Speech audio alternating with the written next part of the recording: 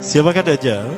Dajjal ini lahir di Samirah dan dia diberi nama Samiri karena lahir di Samirah. Nah, kenapa disebut Samiri? Karena lahir di Samirah. Dia lahir 100 tahun sebelum Nabi Musa diutus.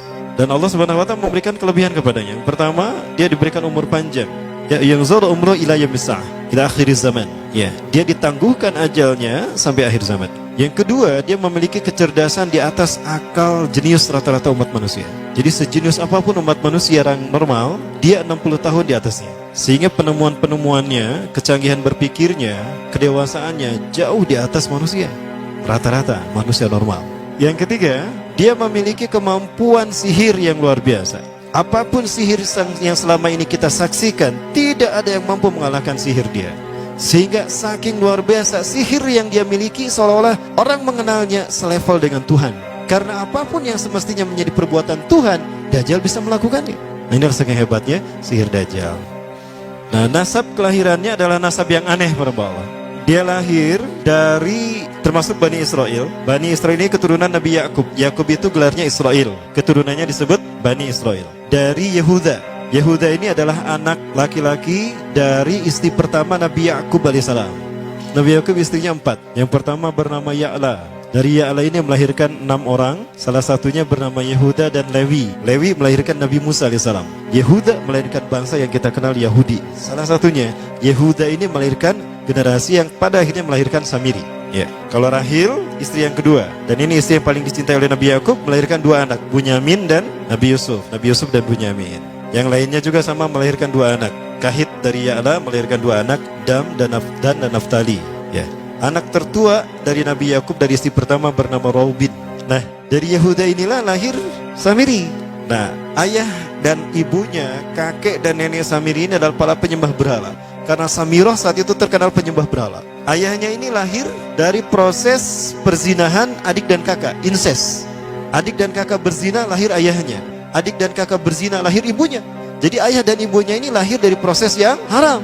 Dan ketika ibunya menstruasi, disetubuhi sama ayahnya. Jadi itu peluangnya dari 2000 persetubuhan dalam keadaan menstruasi, 1 bisa jadi.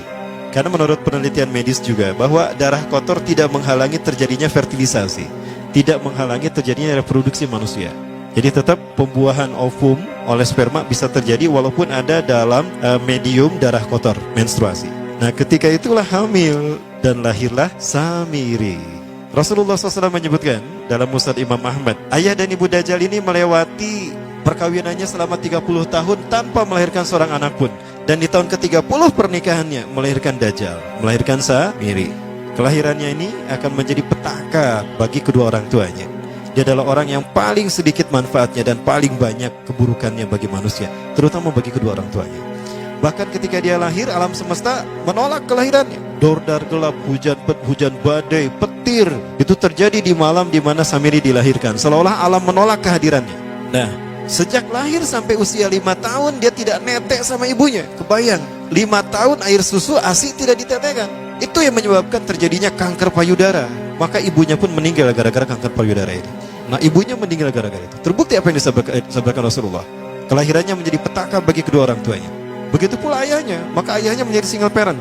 Nah, kemudian di tahun yang kelima, sejak lahir sampai 5 tahun, kenapa dia menetek pada ibunya? Karena kerjanya tidur melulu. Disebut mati, dia bernafas dan cuma berdetak. Disebut hidup, dia tidak bergerak. Antara hidup dan mati, la yamutu wa la yahya. Nah, maka di usia ke-5 tahun, nah ini terjadi peristiwa yang menarik. Apa itu? Samiri bangun dari tidurnya di tengah malam dan tidak ada orang yang menyadari Samiri bangun. Dia merangkak dan pindah ke berhala yang terbesar. Nah, dia pindah ke pangkuan berhala terbesar, tidur di sana.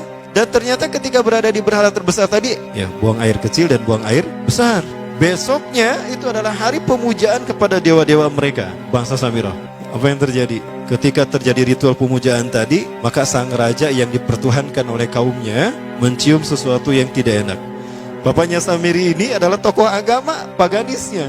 Pas dilihat, kaget sang raja. Ternyata itu pesing berasal dari pantatnya si Samiri yang ada di pangkuan berhala terbesar. Marah murka tuh sang raja. Itu anak kamu, kenapa ada di situ? Kurang ajar kamu, ya telah menghina Tuhan kita. Kenapa kamu pindahkan anak kamu ke situ? Oh tidak Tuhan, saya tidak memindahkannya. Bagaimana saya bisa menghina Tuhan saya? Lalu siapa yang memindahkannya? Kan dia lumpuh. Nah, sekali lagi, kehadirannya menjadi petaka bagi kedua orang tuanya. Akhirnya raja marah dan ayahnya dipenjara. Selama ayahnya tidak bisa membuktikan penghinaan tadi, maka ayahnya dihukum mati. Pada akhirnya ayahnya pun dihukum mati. Ya, sedikit manfaat bagi kedua orang tuanya. Maka kemudian dia hidup pelihara oleh sang raja. Dan pas di usia dia 5 tahun itu, Allah menimpakan murkanya kepada bangsa Samirah yang sudah kelewat batas, maksiat, dan sudah tidak ada toleransi dari Allah untuk mereka hidup di bumi. Maka Allah perintahkan malaikat Jibril menghabisi mereka. Maka bangsa Samirah itu pun diratakan. Si Samiri karena masih balita, ya Allah selamatkan dia lewat malaikat Jibril. Diselamatkan dia dan ditempatkan di pulau entah berantah. Ada yang menyebutkan pulau ini berada di Laut Yaman, dan pulau ini dinamakan Pulau Socotra. Pulau Socotra ini adalah pulau yang berada di ujung Jazirah Arab. Nah, ini Pulau Socotra. Ini pulau tempat di mana Dajjal atau Samiri dibesarkan sejak 5 tahun sampai usia 100 tahun. Ya, dari usia 5 sampai 100 tahun dia tinggal di Pulau Socotra ini. Nah, Pulau Socotra ini adalah pulau yang berada di kawasan Yaman. Pulau yang memiliki banyak keunikan luar biasa. UNESCO sempat ingin menjadikannya keajaiban yang ke-8. Kan ada 7 keajaiban dunia ya. Yang ke-8-nya tadinya ini. Namun karena dia terkait dengan Samiri Dajjal, maka banyak negara yang menentangnya, terutama negara-negara yang menjadi pengikut Dajjal. Maka pada akhirnya pulau ini dirahasiakan. Nah, sebetulnya pulau ini unik kalau kita ingin berekreasi ke sana. Namun karena posisi yang terpencil, jarang orang mengikutinya. Para wisatawan jarang mengunjunginya. Padahal sesuatu unik, termasuk binatang dan penghuninya tuh unik-unik. Pohonnya unik. Dunia menyebutnya pulau ini dengan pulau julukan dari pulau alien hingga pulau neraka. Ada juga yang menyebutkan The Jekyll Island. Pulau Jekyll Island itu bahasa barat, kalau bahasa kitanya Pulau Dajjal. Ya, sama dengan Pulau Sedir ya. Itu juga The Jekyll Island. Nah, Pulau Socotra kaya dengan flora dan fauna yang unik hingga saat ini belum ditemukan di tempat lain. Jadi tidak ada flora dan fauna yang ada di pulau ini yang ada di pulau lain di seluruh dunia. Hanya ada di pulau ini. Makanya di pulau inilah Allah ciptakan satu binatang yang unik juga, yang disebut dengan jasasa. Jasasa, binatang jasasa itu artinya mata-mata. Tajassa yatajassu tajassusan wa jasasatan, artinya pemata-mata, spy. Binatang ini bertumbuh besar, dhahmatun kabirah tughatti jismaha asy-sya'ar hatta la nastati an nafariqa ayna wajhu wa ayna dubru. Tubuhnya besar, dipenuhi dengan bulu, sehingga saking penuhnya bulu kita tidak bisa membedakan mana dubur mana wajah. Yang menghadap itulah wajah. Baik, karena itu pulau ini pernah dilestarikan sebagai salah satu dari 7 keajaiban dunia yang baru ya. Nah, baik, ini contohnya nih. Saya perlihatkan keajaiban dan keunikan. Ini adalah padang pasir di Pulau Socotra. Ini burung, salah satu jenis burung yang bisa kita jumpai di Socotra. Dan ini kepiting unik, kepiting Pulau Socotra. Aneh ya, kepitingnya seperti itu. Ini laba-laba langka di Socotra, mirip tarantula. Dan ini pohon darah naga yang ada di Pulau Socotra juga. Nah, ini salah satu jenis pohon Dorstenia Socotra. Dan ini juga pohon yang lain, pohon Dendrocysaios Socotra. Ya, saya sebutkan lagi ya. Nah, ketika di pulau itu, sebelum bertemu dengan Nabi Musa, Samiri di pulau itu yang hanya tinggal dengan seekor binatang jasasa. Binatang jasasa ini memberikan beberapa hal kepada si Samiri ya. Allah Azza wa Jalla menciptakan binatang berbicara yang bernama jasasa. Dia di mana lahirnya, ajalnya, matinya sama dengan ajal Dajjal. Begitu pula muncul dan menghilangnya. Binatang inilah yang mengajarkan akidah tauhid kepada Samiri muda. Pelajaran ini kononnya ditulis oleh Jibril alaihissalam dalam bentuk panel-panel atau prasasti. Isi prasastinya panel 1 yang ditulis oleh malaikat Jibril, panel 1 itu berisi kalimat la ilaha illallah, tidak ada Tuhan selain Allah. Ini dijelaskan oleh binatang jasasa. Yang kedua, panel kedua berkata Allahu wahid la syarikalah. Allah Maha Esa, tidak ada sekutu bagi Allah. Itu dijelaskan juga oleh binatang jasasa ini. Nah, binatang jasasa ini sekali lagi dia bertubuh besar. Kategorinya adalah kelasnya itu mamalia, genusnya mamalia. Cuma saya tidak tahu nama spesiesnya apa. Pada tahun 2017, akhir dari bulan Agustus di Filipina ditemukan binatang seperti ini. Ciri-ciri binatang ini nyaris sempurna seperti ciri-ciri binatang jasasa yang disebutkan Rasulullah terkait dengan binatang yang memata-matai Dajjal. Tubuhnya penuh dengan bulu. Ini disebutkan dalam surat An-Naml ayat ke-82. Ya, binatang ini seperti ini dan dia tidak pernah jauh dari laut karena dia selalu ingin membasahi tubuhnya dan dia pun makan dari makanan ikan laut. Maka dia tidak pernah jauh dari pantai. Seperti ini. Nah, binatang inilah yang mengajarkan prasasti mengajarkan akidah tauhid kepada Samiri muda. Yang ketiga, engkau diurus oleh Jibril. Karena itu janganlah engkau mengkhianati janjimu dengan Allah. Hanya engkau saja di pulau ini. Panel yang kelima, makanlah dan nikmatilah makanan minuman yang menjadi rezeki dari Allah sesuai kehendakmu. Tidurlah sesukamu, tapi sembahlah Allah dalam berbagai keadaanmu dengan tasbih keesaan Allah kepadanya, yaitu dengan melaksanakan solat yang diwajibkan kepadamu. Allah lah sang raja, Allah yang Maha Esa. Dia tidak berayah dan tidak pula mempunyai anak. Allah Tuhan Tuhan yang maha besar dan maha agung. Dialah yang maha raja. Ada 7 panel. Panel yang ke-7 bercerita tentang Nabi Muhammad. Panel yang ke-6 itu bercerita tentang nabi-nabi. Dan khusus panel yang ke-7 cerita tentang Nabi Muhammad. Jadi Dajjal sudah tahu, Samiri sudah tahu bahwa akan diutus Nabi Muhammad di akhir zaman. Dan itu Nabi yang terbaik. Makanya dia iri.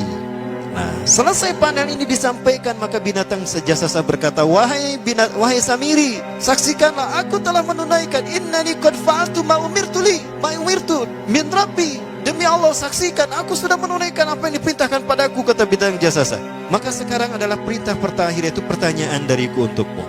Hal tu'minu billah, apakah kau beriman pada Allah? Wa bima unzila ilaih, dan dari apa yang diturunkan kepada nabi-nabinya, kepada Jibril maksudnya. Famadal jawab ya Samiri, apa jawabanmu hai Samiri?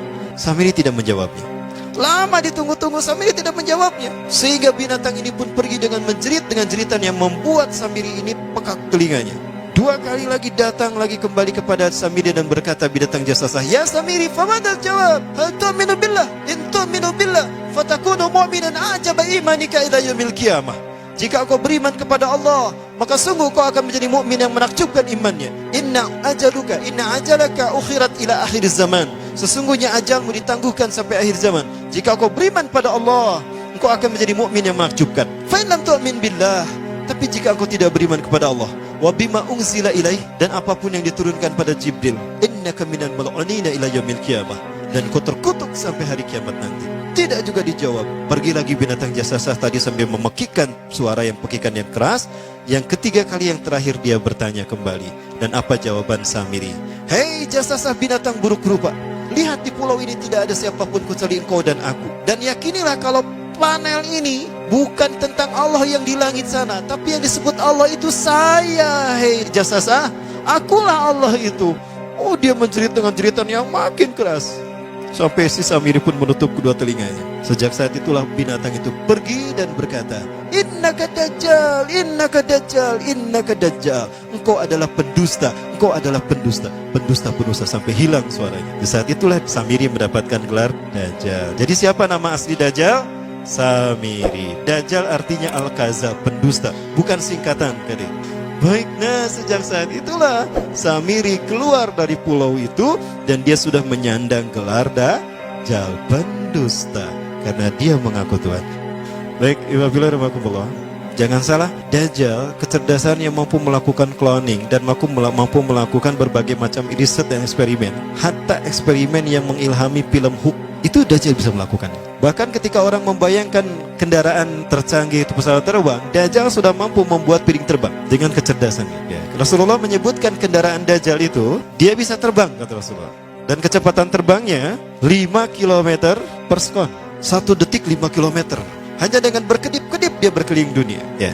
Kecepatan ini diambil dari hadis Rasulullah. Berapa kecepatannya Rasulullah ketika dia terbang di muka bumi? Ya, kendaraan yang dia gunakan itu kecepatan terbangnya seperti awan yang ditiup angin, kata Rasulullah. Dan awan rata-rata ditiup angin itu 5 km per sekon. Dan jarak dari satu telinga ke telinganya, artinya setengah diameter atau diameter kepalanya, keledai yang dia gunakan, Rasul menyebutnya keledai, itu arba'una zira, 40 hasta, 27 meter.